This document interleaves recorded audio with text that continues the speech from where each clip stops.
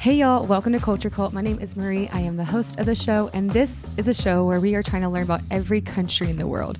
And I tell y'all the craziest story I found from that country. And this is a prime example. This fucking story today is insane. I actually don't even, I can't believe it's real. I can't believe it's real. Or there's not a movie about it. So today we are covering a story that is considered one of the most impressive maritime feats ever conducted. It is a story of how one man from Zimbabwe saved over 500 lives from a cruise ship sinking off the coast of South Africa. And his name is Moss Hills. The story is fucking wild. Buckle up. And by the way, I'm so sorry if the mic quality on this episode is not as good as it usually is in all of my episodes. Shit happens. Anyways, I hope y'all enjoy the story and learn a little bit about Zimbabwe today. Enjoy. My name's Emma. I'm Julia's older sister. And I watched all of Lord of the Rings for the first time last weekend. What? Was that hard? Because I can't do that. It was a lot of work, I have to say. It's very But exhausting. I loved it. I loved it. I just wish Samwise got more credit than Frodo because he didn't do anything. I heard Emma's whole opinion on Sam versus Frodo, and it was long. Like, Frodo was having like an internal battle. Like, I couldn't see that he was putting as much work in as Sam was. Sam carried him up. He carried Frodo up the mountain after already being exhausted, fighting everyone for Frodo. And Frodo's just sitting there, like, crawling around. Bruh, pissed me off. It's the same thing in Harry Potter. Like, everyone does everything except for Harry. He just does, the final bits. And then they're like, great job, Harry! Yeah, he's just the chosen one. Same with Frodo. He's just the chosen one. I guess when you're chosen, you don't have to do shit. My friend described Lord of the Rings as, like, one movie about one long hike. And I was like, that's exactly what that movie is. It's just a It hike. literally is. It's just a big, long hike. It's so fucking sleepy. But I loved it. Battle scenes are really fun. Like, yes. I love that. And there are some amazing shots of, like, the nature-y. Nature. There, it's good. It is good. I'm proud of you. I thought Emma's weird fact was going to be that she was my sister for a second there, by the way. I'm Julia. I'm Emma's little sister.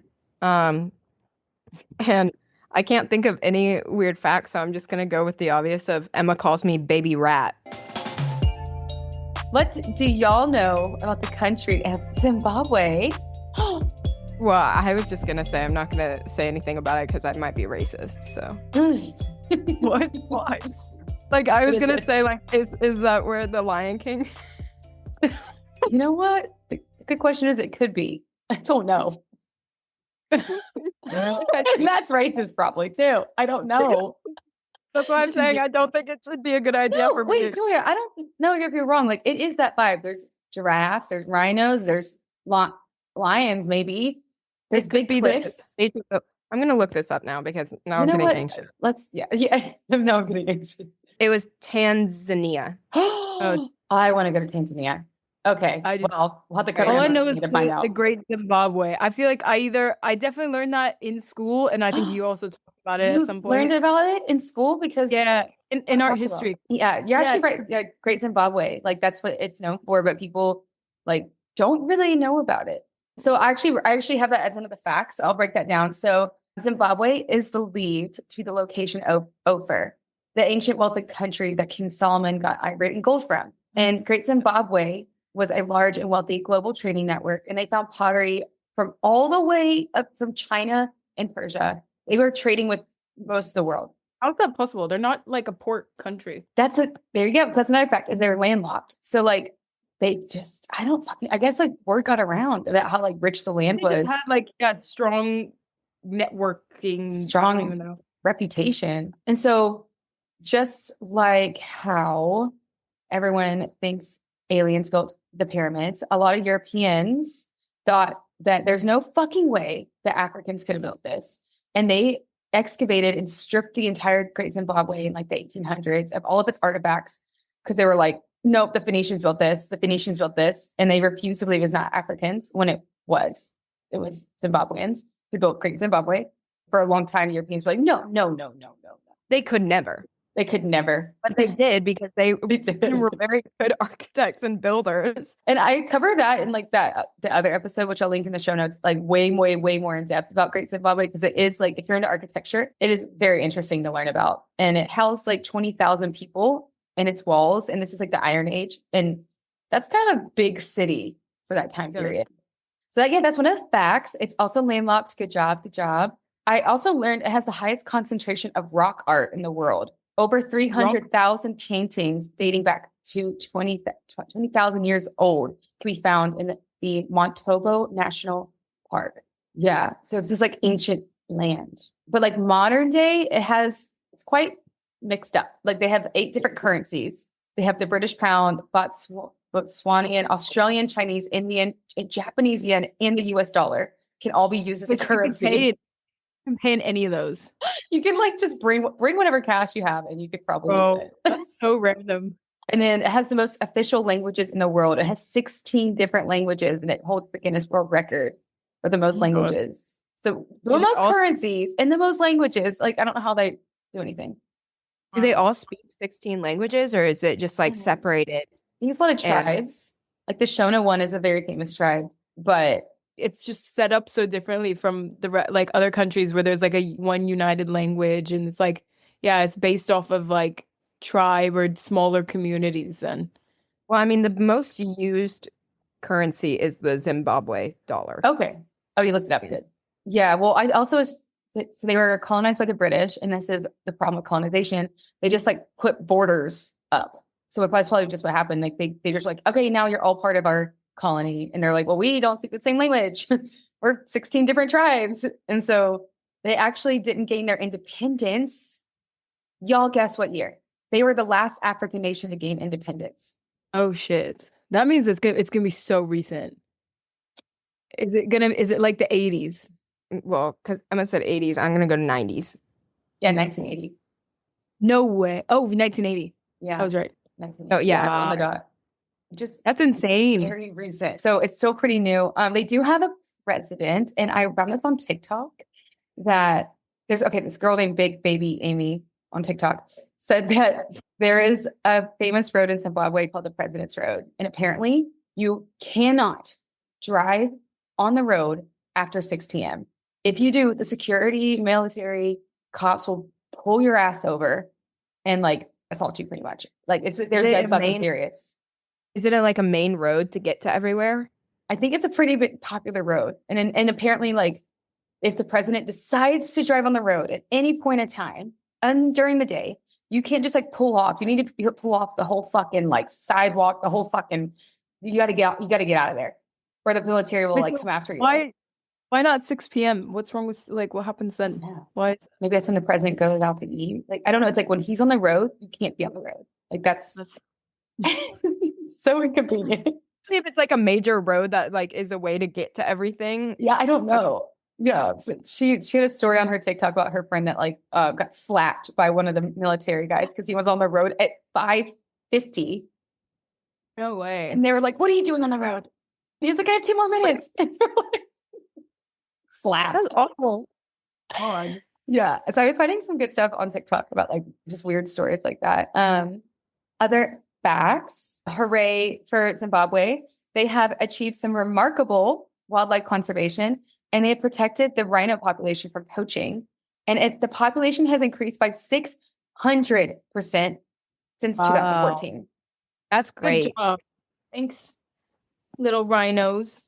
Especially for like a place that I think a lot of people think there's a lot of poaching and everything for protecting animals that are a main ecosystem of them. I think it's very actually both countries, Guyana and Zimbabwe, are really good at conservation efforts. I just realized that. Another cool fact I learned about. So under the massive capital of Harare, there's a secret underground cave system called the Chinhoyi Caves. I actually think y'all should look it up. I'm going to put this in the chat. It's insane. But look at the caves, though. It's fucking insane. It's just crazy that's like under the city. Oh, that's just crazy. Thinking like low-key, there's like huge cave systems and there's people scuba diving beneath you. But that's the Chinhoyi Caves. All of the pictures will be on Instagram, so you can look it up. I think it's fucking crazy. I love learning shit like that. I do think like the beauty about like caves and underwater caves is they're so majestic and yes, they always have the clearest water, but they do freak me out. I wouldn't be able to look under the water. It would scare me. Well, yes, if you want to go see a real cave, go to Chinhoyi Caves. And my last fact, y'all need to look up this tree. So this is the sacred baobab tree, and its trunk is so big, it can fit up to 40 people inside its trunk because it's a hollow trunk, and it's known as a tree of life, and it has stood tall for over 2,000 years. No way. This tree is weird. It's like 5 trees in one. Yeah. Oh, I honestly, this would make me believe in God. Like if I went and saw this, I'd be like, no, this is impossible. Oh my God, I hope my mom doesn't listen to that. She's like, you didn't? You realize Aunt Sarah's been listening to these because she was talking about your podcast. No. Like, yeah, she literally full on goes, well, I was listening to Marie's podcast and I found out the actual true story of Marie's monkey bite. Come on. No, this is not. Hey, aunties, get off. No, this is not for the Richie fam. Y'all can't be part of this. I looked at Bye, Robin. Bye, Mom. She's like, oh. I looked at your mom and I said, are you allowed to watch that? And she goes, it's out for, or listen to that. And she's like, it's out there for anyone to listen to. And I was like, I don't think it's meant for you. No. That's not for my mom. The only person who can listen is probably Laura because she's cool. Yeah, she's cool. Uncle Mike hates the podcast apparently because he thought it was like a real history podcast. Yeah, his history podcast. We talked about this. Where he likes the ones where they're like 47 soldiers went into the front lines. They all. That's what he does. My mom was like, "Yeah, he doesn't really like yours. It's not for Mike's pictures." Sorry, Mike, you're also kicked off. You need to tell your mom to stop listening. So Zimbabwe is known to some amazing waterfalls. One is called the Eastern Highland Waterfalls, which no one ever goes to and no one ever knows about. That's your little secret. It's insane. Like they have like some of the highest waterfalls in Africa, but the most famous waterfall is the Victoria Falls. That is the colonized name. The real name is Mosi Oya Tuna. That's the native name. It is one of the original seven wonders of the world. This waterfall. That's gorgeous. The Victoria Falls, Mosi Oya Tuna. And pause that. Again, now here's really where everyone in the family should really log off before I tell the story. But I accidentally dated for 1 week a serious drug addict. I didn't realize he was on drugs because I was dumb until it was too late. And then he was like, yo, this guy's fucking crazy. But anyways, he was also from Alabama and he went on a missionary trip to Zimbabwe and he did zip lining across Victoria Falls.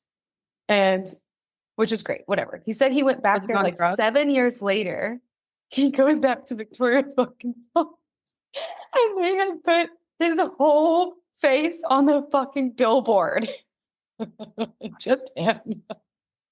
Like, you go to... Why? Can you imagine like going back home and you're like, imagine going and be like, oh. And then they recognize you. They're like, "That's the man from the billboard." He's on the fucking billboard of Victoria Falls bungee jumping. Maybe because he despite him being a drug addict, he was a beautiful man. Oh my God, I could see why. Yeah, but was he on drugs during that zip line? Definitely. Like he's having the time of his life. Dude, I just love how you introduced that, by the way. You said, I accidentally dated a guy. I thought he was just a pothead, and then I actually going to record that story. That's the one where I went to Coachella. Mr. Alabama man, he is on a huge billboard in Victoria Falls, Zimbabwe. Okay, so that was our fun facts. What was your favorite fact? I'm intrigued by the caves. Honestly, I'm intrigued by the President's Road because I just don't understand. Like Emma said, happens at 6 p.m. Yeah, hey, Kate, if you're a Zimbabwean and you're listening to this, can you please write in? Because I want to know like what's going on with that. Yeah, is it a massive road that's like everyone genuinely needs to use and like you have to be off of it? And like you have to be home. Like, does everyone's work end at 4? Yeah, make sure you're home. And like, has anything happened to you with the military because you were on the President's Road? Like, so you can write in. The Instagram's at Culture Cult Show, and the email is culturecultshow@gmail.com. If you're Zimbabwean, please. The International Lounge Podcast is your passport to world culture. Join your hosts as they dive deep into the ancient and modern history of different countries in each episode. Laugh along with special guest comedians as they explore the 4 F's of cultural survival: film, fiction, food, and funk. So, put your tray tables down for a hilarious ride through time. Subscribe to International Lounge on your favorite podcast platform today. So today's story is kind of Titanic. It's about a cruise ship sinking. And question to y'all, have y'all even been on a cruise ship? So you can kind of, have you been on one? So you know what that's I don't like them. I don't like them. Okay. I would do it if it was going to Antarctica. That's the only reason, because I think that's the only way you can get to Antarctica. Yeah, and also the waters, that's like you're crossing the really most dangerous waters to get there. I'm sorry. You would go to Antarctica riding a cruise ship, which is literally icebergs are what made the Titanic sink. No. That's literally how you get to Antarctica. You have to get a boat there. They do like what are they called? Expedition trips and stuff. Yeah. It's really common. They know what they're How doing. many boats have crashed? Well, so you have Probably- to pass through the Drake's Passage, which is like when like 2 of the oceans collide, and it's extremely dangerous waters. So that's the only part that you have to be aware of. Harrison's mom invited me to go on a cruise ship, and I said, no, you will never, ever see me going on a cruise. And she was like, why? And I was like, because I don't want to be stranded. And also it sounds awful. And also if anything like the Poseidon movie happens, I'm not going to be happy. It was traumatized by that shitty Poseidon movie. Well, okay, that story is definitely going to make you not want to get on a cruise. I've been on one. It was very, very fun. I will say I did get freaked out at night when I like looked out and I was like, ooh, we out here. Yeah, you can't leave. We are out here. And it's like weird because you're like on this big fucking party boat. And then you look out and there's nothing. Just black. And you're like, this feels weird. Like just be partying in the middle of the ocean. It just feels so fucking weird. If you party in the middle of the ocean and then accidentally fall off the boat, you're dead. You're gone. Oh, actually, so a couple facts of that. Like, if you fall off, it's gonna take like the ship to turn around like 5 miles. It can't just turn around. It can't whip a Yui. It takes about like 5 miles for them to actually turn around. And then by the time they get to you, you're a speck. You're a speck. So it's like, That's what how I'm do they saying. You're find dead. you? And then you could get sucked into the propeller. And on the cruise ship I was on, the cruise ship before, some guy like hated his mom so much, he committed suicide and jumped off the cruise boat. Which I'm like, what? This is not helping my fear of cruises, by the way. Yes. So they are fun, I will say. But today, also before we get into our story, I want to do a big shout out because I decided I hate writing and I don't want to write these stories anymore. So I hired my friend Laura from the Travel Creator Podcast, who's a fantastic writer. And if this is witty and cool and a great story, it's not because of me, it's because of Laura. And you can hire her. Okay, Laura. So today we're going to be talking about a guitarist who saved lives, specifically a Zimbabwean guitarist who saved 571 lives in the most epic and terrifying way. And he has somehow lived to tell the tale. And his name is Moss Hills. Okay. Moss Hills is a Zimbabwean. He spent most of his 20s though in South Africa and tried to become a professional musician. It was there at the southern tip of Africa that he met his wife named Tracy. And to make this more romantic, they started performing together on cruise ships all over the world. That was their thing. In 2014, Moss Hills joined the company Silversea as a cruise director and got a big promotion. Oh my God. No way. I went to that's insane. I went to a fucking like cruise ship thing for work and they were like one of the biggest people there. Like I was like talking to people from that company. Silversea? Silversea, yeah. I think this one's fine. I think Silversea's not the company that went wrong. Oh, okay. I was gonna say I thought they were kind of bougie. They were like luxury. Yeah. No, I think that they're fine. This is just one of his first jobs. Okay, lol. Okay. Hopefully I don't know the other one, so I can't be like, oof. So yeah, he joined the company Silversea as a cruise director and got a big promotion. And this guy was known as the dad of the cruise. Like everybody fucking loves Moss. He's just that guy. He mostly spends his time hanging out on the cruise ship, entertaining guests with his guitar. He plays saxophone. Cool points. 100%. Yeah. And he was the kind of guy you'd want to throw a frisbee around on your family's beach vacation. And maybe at the bar, hear his crazy cruise ship stories as you sip your pina colada. So he is just the cool guy, you know, that you like come home and you're like, I met the coolest musician. That's Moss and Tracy. So Moss and Tracy's musical talents and fame on Silver Sea would come 23 years after that day. So they had really been cruising around for a long time. Like they're kind of professionals. So now it's August 4th, 1991. And let's go back. Moss and his wife Tracy aboard the Greek cruise ship, the Oceanos. This is the fateful ship that will be no more by the end of the story. They were working as part of the ship's entertainment. Before I get into the insane story, we have to talk about a little bit about the boat. You know, why is this boat going to be no more? The boat back in 1952 was like luxury. It was like a beast. It was just the boat to be on.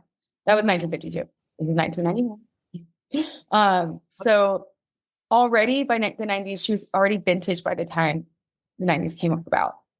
Oceanos was operated by the Greek shipping company, Emperor Tiki Lines. The company grew large very quickly. It became the largest cruise line in the Eastern Mediterranean.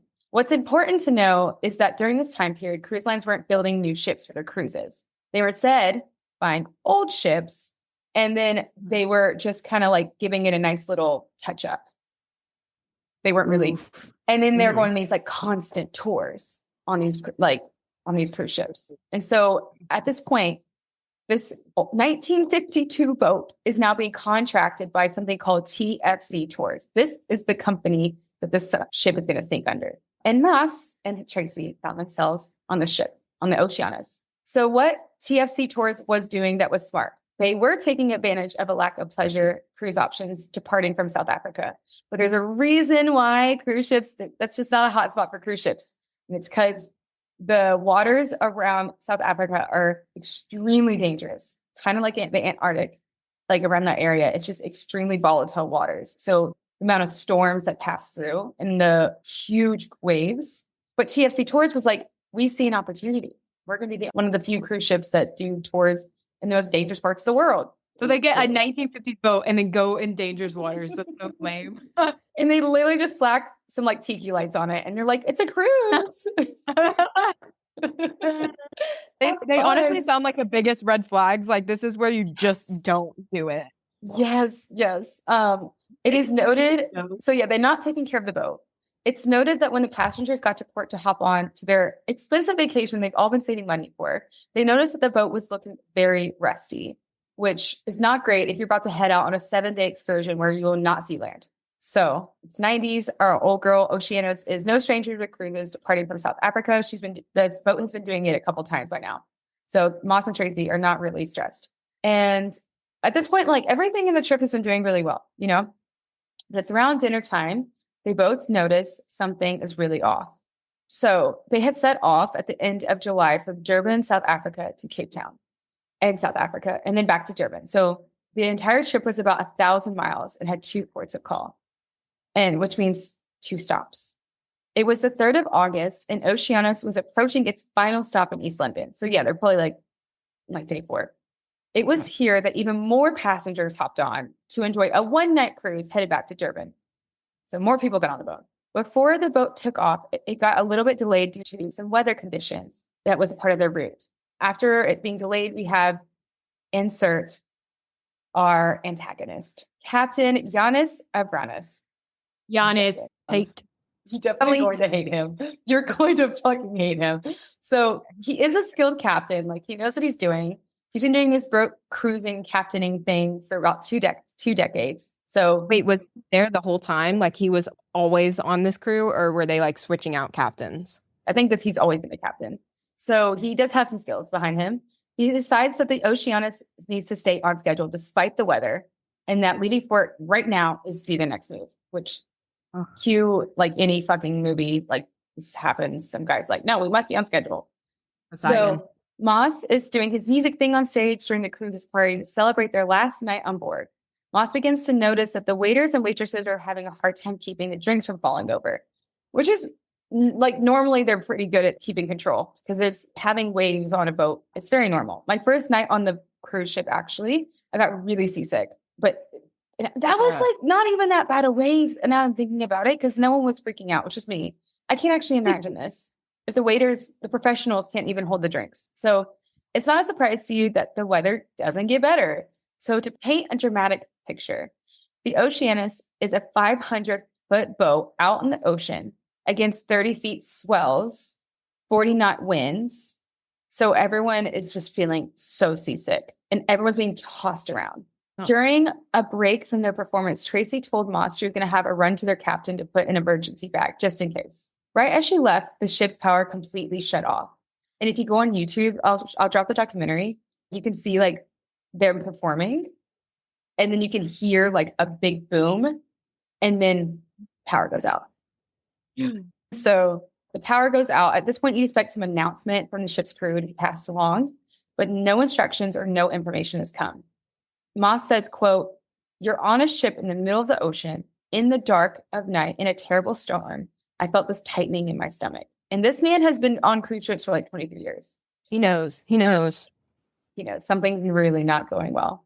And now the ship is listing, which means it's like going on its side. It's going back and forth. It's not a good vibe. So Moss ran back up to the stage to check on his instruments, and he noticed how quiet it was. And The instrument. Yeah, he's like, wait, my guitar. He wasn't checking on people. He was checking on his instruments. Yeah. His wife was like, "Honey, I need you," and he's like, "Wait." It's like, look at my bass. So he went back on stage, and then he noticed it really clicked to him how quiet the whole boat was. He realized it's not just lost power and electricity. The ship has lost power in its motherfucking engines. Ooh. Which means now the ship is just floating aimlessly. Quiet. Like, is no one like panicking? Like, I would be Oh, I'm screaming. sure. In the documentary, it says like Moss and his friends were like playing music and trying to entertain. And they said that they bring the rock and the waves bring the roll. That was Ooh. That's so cheesy. Thought about that later. feel He was safe. like, "We brought the rock." Then roll the roll. But yeah, I mean, he was really trying to keep it light, but he inside was like, this shit is not good. It's now just dead quiet, no power, and the boat is beginning to slow down as the waves crash against it over and over and over. Yet time kept passing and no announcement was being made from any of the ship's crew. But he's like, you know what? I'm going to keep entertaining y'all. But now the boat is starting to list, it's starting to tip. So now everyone's starting to kind of roll on top of each other and start to go one way. That'd be a bit silly, wouldn't it? Woo! He's like, everyone do the wave. Moss looked at Tracy and said, quote, "Something bad is happening. I'm going to go and try to figure out what's going on." So They really need to stop splitting up, because that's like the main reason people like fuck shit up, is when you split up from your like one true love, everything goes wrong. Whatever, Watch Julia. movies where it's like they're like, we're gonna split up, and then they're like spending the rest of the time trying to find each other, and they're like everything's going wrong. I think the main problem is that this boat was from the 1950s. But yes, Julia, you're right. If they hadn't split up, If they just not splitting up, that the boat wouldn't have sank. So Moss grabbed his other fellow musician, Julian, and headed to the deck below. What they found was chaos of people running around. But unfortunately, that wasn't even the most chaotic thing they found. They reached the thick waterproof doors that existed in the engine room and could hear what sounded like a large body of water sloshing on the other side. They quickly realized the boat was sinking. And guess what? No freaking announcement from anyone, from any of the ship's crew, from none captain. No, but there should still be like information being passed around. Like, I'm sure they have a protocol for exactly this, of how to pass information around. Clearly they did not. Okay. So Moss went to seek out the cruise director, who told them that the captain said they need to start abandoning the ship. So now one person knows. Now he needs to share the news to the rest. A little while later, Moss decides he must go back downstairs to check out what's happening. He brings his video camera with him, and he turns to look towards a stairwell. So an entire deck was flooded, and the ship definitely was sinking. One of the crew spotted him filming and started yelling at Moss to stop filming. I guess to protect the cruise. I don't know. Yeah, the cruise is already done. Yeah, okay? yeah, you're fucked. You're fucked. No, but it's a bad reputation. Apparently, while he was like, "Stop filming," he was like, the crew member was adamant that there was no water while Moss is standing in water. So Moss is literally standing there in gallons and gallons of water, and he's like, "Stop filming. There's nothing to see here." So Moss, being the genius that he is, keeps filming. He ran back upstairs and told the rest of the musicians that this baby is going down. But the crew and the captain are not passing along information. They're just fucking lying about it not sinking. I think they were trying to kill everyone on this ship. Seems that way, doesn't it? I feel like the crew, I don't know how it works. Like, I've never worked on cruise ships, but it's like maybe they're kind of in like, and obviously this is not that much of an excuse because I feel like anyone can kind of figure out what to do. But it's like maybe they have this thing of like always do what the captain says kind of thing. So if they like thought that he had like a plan and there was a reason why he wasn't announcing it or something like that. But Well, I think it goes more towards that movie where like the movie where the chef is like trying to kill all these evil people. He wants to kill a whole cruise line. And his crew is on board with it. They are ready to die for him. I think they're prepared for these things on paper, and I think they are not prepared for this if it happens in real life. I think they're literally in denial. yeah. Everyone, including the captain. So Moss discovered that a lifeboat has already left the ship, carrying the crew and the senior officers. And the only reason the captain isn't on that boat is because he did try to get on the lifeboat and then they kicked him out. Oh my God. Wow, that's insane. The captain tried to flee, and now all the senior officers and the crew are on one of the lifeboats. By the way, the lifeboat's not even filled up. They don't even leave with maximum amount of people. They're just skedaddling and leaving 500 people to fend for their fucking selves. Like, what were they going to tell the story when they got back to land? Literally. Like, we somehow ended up alive. Actually, everyone on the cruise died, but us. Oh my God, my heart would have sunk if I would be livid. If I see there's that fucking boat going down, I see the captain on the boat, I'd be like, get your ass up here. Now, imagine Moss seeing that he's like, oh no, everyone that knows everything about the situation and has a protocol for this is now on a fucking lifeboat and skedaddled. There's no order now. There's no way to know what to do here. So now Moss, the guitarist, a man who plays a string instrument for a living and is not qualified to oversee an emergency evacuation on a cruise ship, and he has no idea how to launch a lifeboat or do anything helpful whatsoever, has decided to take charge. So if you've never seen a lifeboat on the side of a massive boat, they're hung high up on the sides of the boat. So they're pretty tucked out of the way. And it's actually quite difficult to get them outside the boat and then get them into the water while the boat is listing and the lifeboat slamming into the boat. It's hitting the waves. Like, it's such a difficult task to get people on lifeboats. And now anyone who knows how to do that is already on a lifeboat like a mile away. So Moss took charge of lowering the lifeboats himself. And Moss and his new crew of musicians were figuring it out as they go, and even had trouble keeping the lifeboats from wobbling too much as they were being filled. So much so that Moss would have to jump back and forth between the lifeboats and the cruise ship as it swung back and forth from the side of the ship. Meanwhile, the cruise ship is actively taking on massive amounts of water. And he's now a gymnast jumping back and forth from the boat to the Oceanos. Really like Jack Sparrow vibe.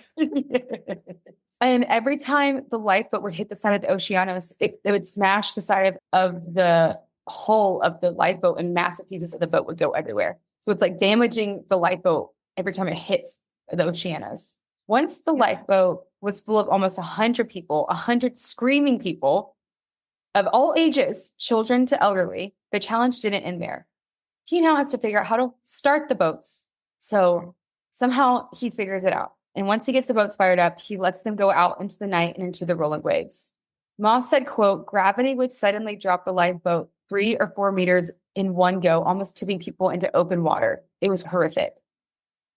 Things kept getting worse, to be honest. Moss realizes that he's losing faith that he'll be able to get anybody off the boat safely. In fact, it's becoming more dangerous to try and put people on the lifeboats than to leave them on the sinking ship. At this point, again, the crew is sitting cozy on their lifeboat watching, and there's still hundreds of people on board. But Moss and his crew of musicians are trying to figure it out. And again, they don't know what the fuck they're doing. So Moss heads up to the bridge, which is a fancy word for the boat's driver's seat. And it's basically where you should find the captain, except Captain Yanis is nowhere to be found. There is a video of him on YouTube. He's just like clutching one of the poles by the pool with everyone else. That's your captain. So Moss started meddling with the radio and tried to send out an SOS. Finally, they hear a booming voice saying, "What's your mayday?" And the captain on the other end of the radio asks what their coordinates are. But like Moss has no idea. guy on the other side of the line asks, "What rank are you?" And Moss responds, "Well, I'm a guitarist and no one else is here." And I'm sure the operator was like, "What?" Yeah, I'm sure the operator was like, the fuck is going on right now? It's either his first thought was probably that they died rather than they just left. He was then put in touch with 2 other ships that were thankfully close to the location of the Oceanos. After being instructed to go find the captain, Moss does a search. He found Captain Yanis at the back of the ship smoking a cigarette, and Moss went up to him and was like, "I kind of need your help. Help me." And the captain's response was apparently, "It's not necessary." Oh, this guy has to be in jail now, surely. Yeah. It's not necessary. This is why I think he's a mass murderer.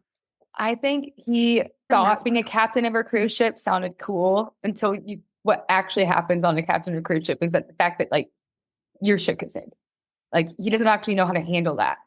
Also, reminder, this boat didn't need to leave during the storm. He chose to leave during this storm.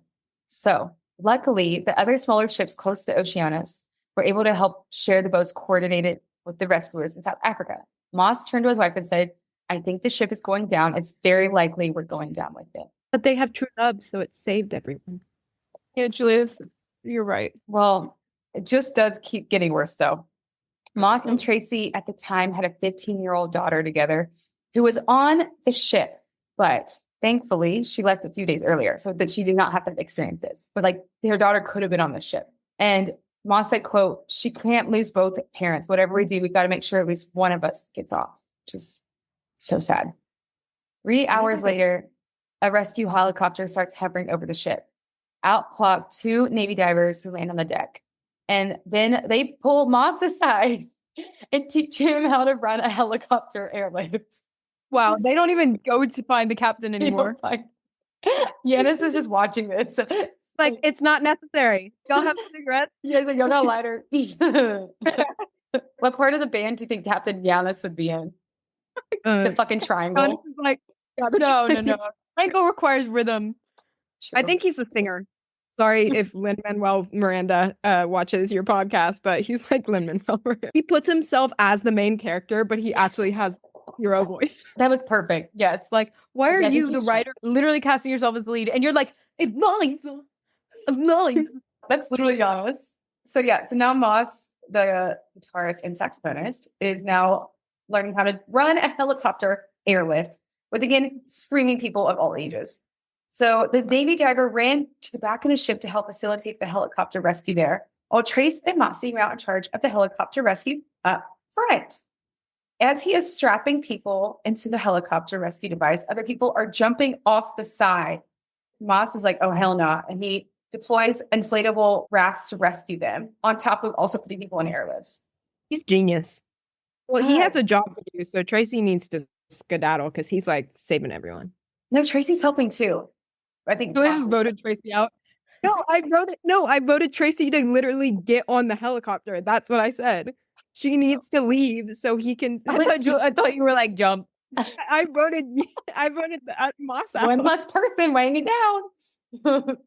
No, but like thinking about that decision, it's like, well, who goes? Like, if only one of us is going to make it, like, Well, honestly, he's saving so many people at this point. They're probably going to survive. So he needs to stop being so melancholy. Julia, let's see what you're like in that situation with Harrison. Let's find out. Honestly, Harrison will be Moss. Harrison's like saving everyone. You haven't heard the story of how Harrison came to save us during the flight. I literally panicked the whole time. So I have airport anxiety. Like, this isn't it's why I don't go on cruises. I'm already stressed out in the airport. I don't want to paint a bad photo of myself, but I'm like one of those like fright or flight. When I was in Alaska and our raft started sinking, I don't know why I did this. I jumped out of the thing. And the guy who was like helping us, he was like, "Get back in. What are you doing?" I was like, Emma's the sort of people jumping off the side Yeah, of the she's just boat. jumping off the cruise ship. that's the thing is like, I probably would just like have a panic response and be like, I'm going to jump. And then Moss has to throw you a lifeboat. Yeah, I just remember I like jumped out and the guy was like, get back in the boat. Like, are you fucking joking? You're being stupid. Like, Honest to God, I'm such an in denial person. I would be the person still playing the guitar. I'm like, is everyone having a good time? Remember, And then when you Harrison rock, saves they everyone. roll. Harrison's saving people. Emma's jumping off the side of the boat. I'm screaming. And Marie is like, let's go, guys. What do you want to hear? Billy Joel next? Like, What do you want to hear? Someone give me a song. Yeah, so throw a song out. Guys. I so can't much hear you. I love that line. Not all at once, guys. I can't hear over the scream. I shit you not. I would definitely be the one that's just playing the guitar. That's just like, I have to solve. That's how I am. I have to figure out. Solving is not jumping off the side of the ship. Solving that's not That's what my like anxiety brain would do. It'd be like, jump, just fucking jump. At least we all know who we are. And maybe this can allow us, if we're actually in the situation, to reconsider our natural responses. You know what? I will never put myself. Maybe I'll be like, let me not jump. She grew a little bit. Emma, like, let me not jump. Where's the guitar? and then people stop and they're like, please stop playing. You can't fucking play. That's the worst part is I actually can't play guitar, so I'm just stressing people out more because I'm like, Stop that girl. Yeah, you just get thrown off instead of jumping off. I'm the one fucking casualty. They throw me off. They fucking murder me. They're like, oh, she was one of the crew. They do a memorial service. They're like, rip to the one loss on the ship. DM me who y'all would be on the ship. I want to know. Which person are you on the ship? The Giannis's are out there. Y'all have to be real. The Giannis's out there would never say they would be a Giannis. Right. I have this feeling that Jeff would be like the guy who's like intending to help but isn't doing the right thing. Like he'd be like, I'm gonna fix the engine, and they'd be like, it's broken. Go do that. Like, Engine spots. He's like, no, I'll go down there. This is why Jeff is lower on the boyfriend level, Emma. This is why Harrison has won. Oh yeah, Jeff is like really jealous of this, by the way. I'm always like, oh, you're great. And he's like, well, Harrison saved your town with chainsaws. And I'm like, And you know what he's about to do, Jeff? He's about to save the ship with 500 people. no, you know what Harrison's problem is that he can't say no. He doesn't, he probably learned how to do this just through moms being like, Harrison, get up in that attic. And he was like, oh, yes, ma'am. Get up in that attic. Harrison is lost Hills. Okay, so back to the story. I lost it really bad. I don't know where I'm at. We were at I'm at the part where people like Emma are jumping off the side of the ship, and people like Harrison are having to now throw inflatables to save Emma's. Stop jumping, idiot. And then, as people are being lifted into the sky, some of them are being hit against the side of the ship because that's how insane the wind is. So now people are traumatized and injured, but time was running out. So Moss had to continue. Eventually, there's a total of 5 helicopters part of the rescue mission that each carry 12 people at once.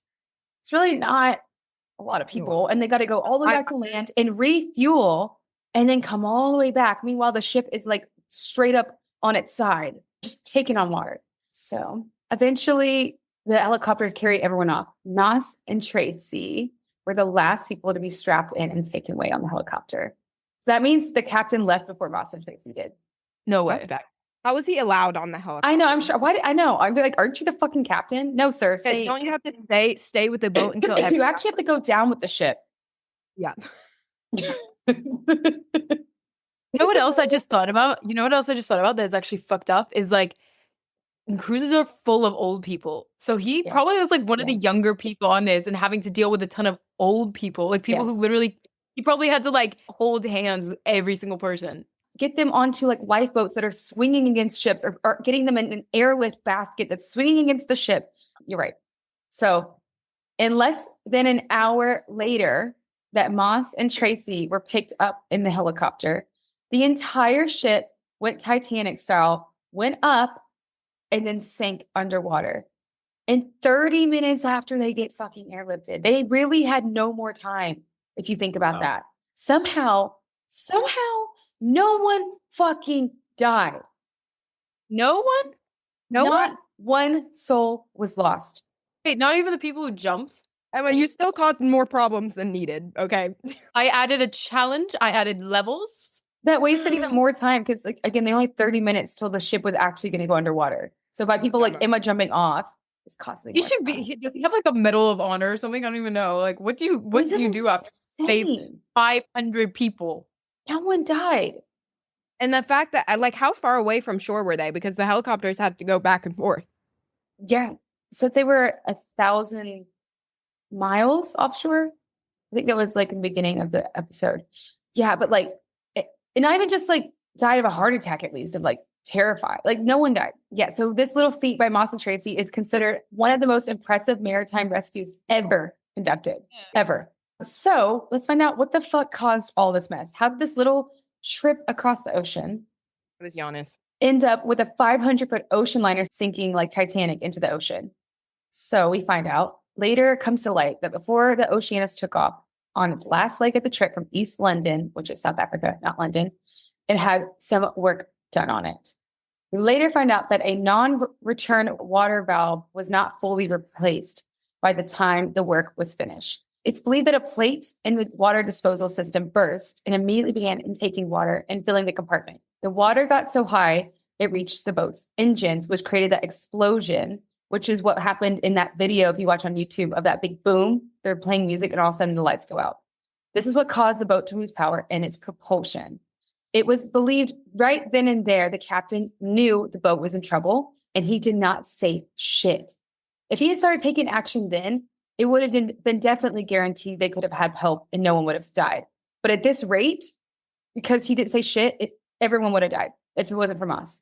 So like most tragic accidents, it could have been avoided, but there was negligence and a rushed job. And now I'm sure all of you are wondering, what the fuck happened to Captain Giannis? We later learned that Captain Giannis was one of the first to be airlifted off the ship.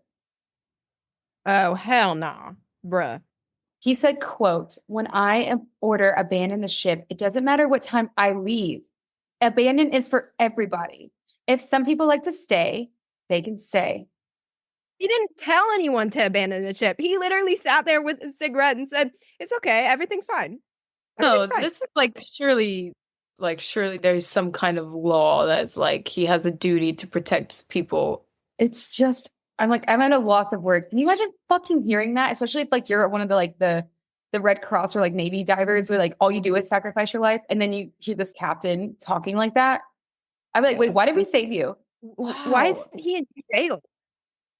Wow. Why isn't his crew? No, because without him, he should have been like without Giannis. No, not Giannis. Without Moss, he would have been liable for like 500 deaths, 571. Like he deaths. actually would have if he didn't follow the right protocols. I feel like that surely there has to be something That would have behind been like that would have gone down as like one of the worst You could maritime say accidents. it was attempted manslaughter. Or Yeah, whatever.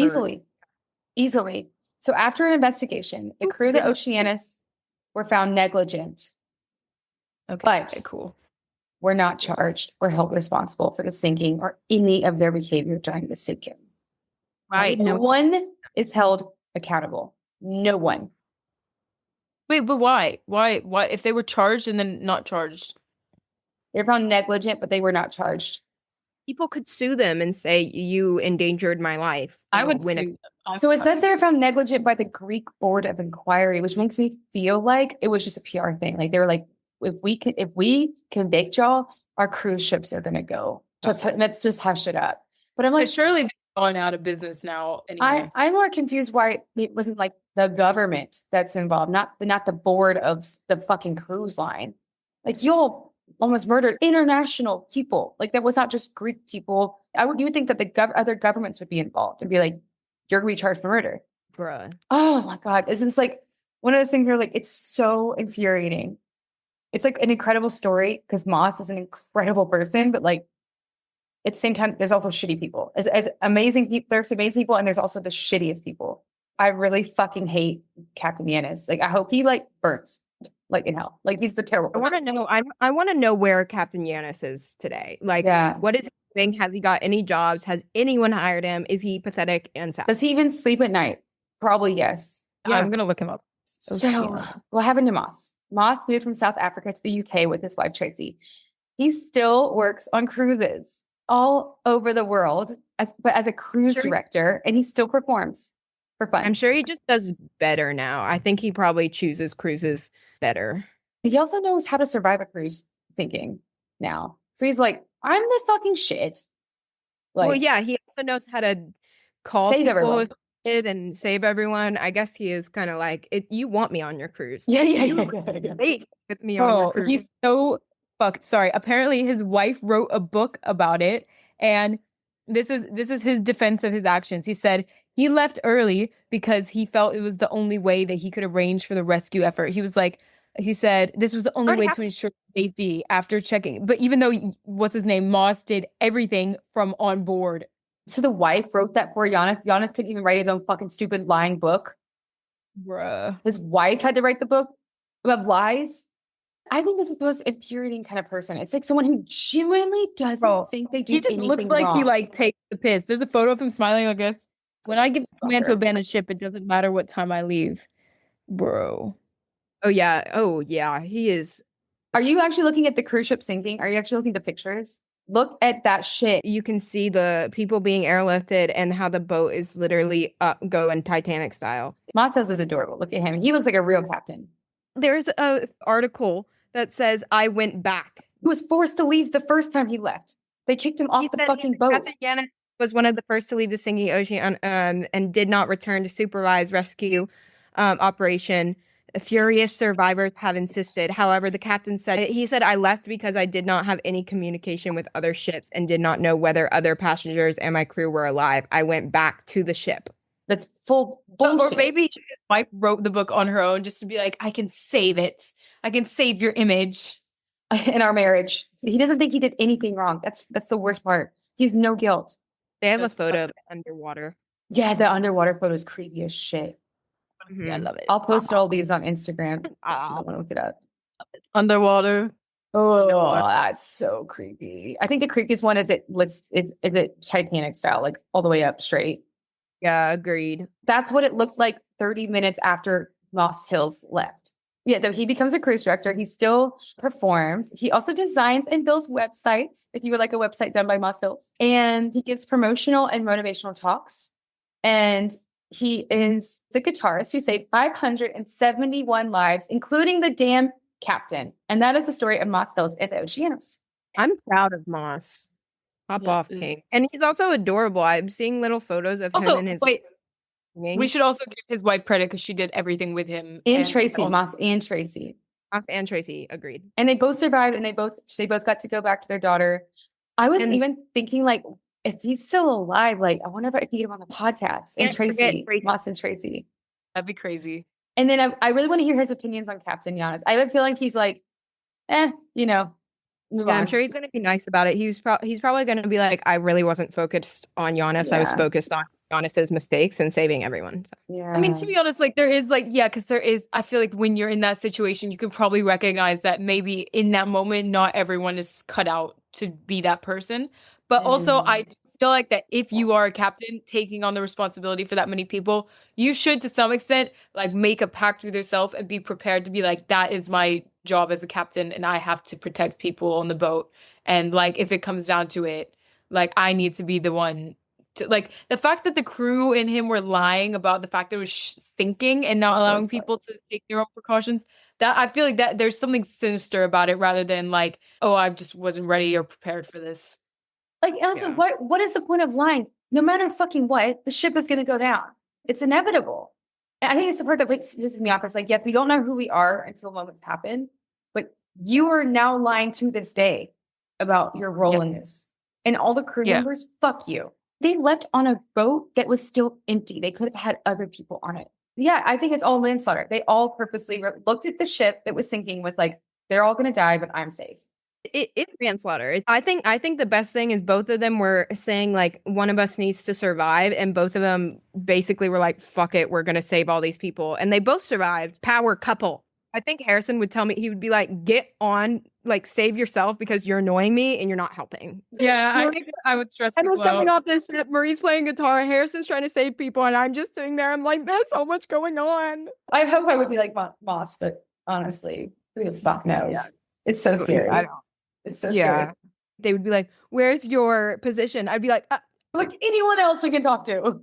Yeah, please. Yeah, they'd be like, what are your coordinates? They'd be like, what's that? What does that mean? I was like, I see the North Star somewhere. Yeah. I was just like, come fucking get us. Just get in a plane. Come, you'll see us. We're sinking, bitch. You'll see us. But yeah, what did y'all think of Zimbabwe and Mr. Moss Hills? That clearly Zimbabwe creates fantastic people. This episode doesn't look good for Greece, I will say. Yeah, Giannis. Imagine Giannis is one who listens to this and not Moss. And he's like, Fuck you, Giannis. Piece of shit line. he's like, let me on the podcast. Let me on the podcast. Let me on the podcast. He's like emailing me all the time. I'm like, or guys, we email Giannis. We're like, we really believe your story. And we bring him on and he's all pripped up and he's dressed up and he's ready. And we're like, fuck you. Yeah, I think you have to go and be like, so Giannis, tell us about how you literally left your entire ship to die. He's like, wait, what? You're like, okay, we have another special guest, Giannis, someone that actually did the saving. Moss, why don't you come on in? Come on in. Cue the music. Cue the saxophone. Yes, stay tuned for that episode where we roast the shit out of Giannis. Okay, well, to end, do y'all have anything to say to the Zimbabwean people? Don't go on the road after 6.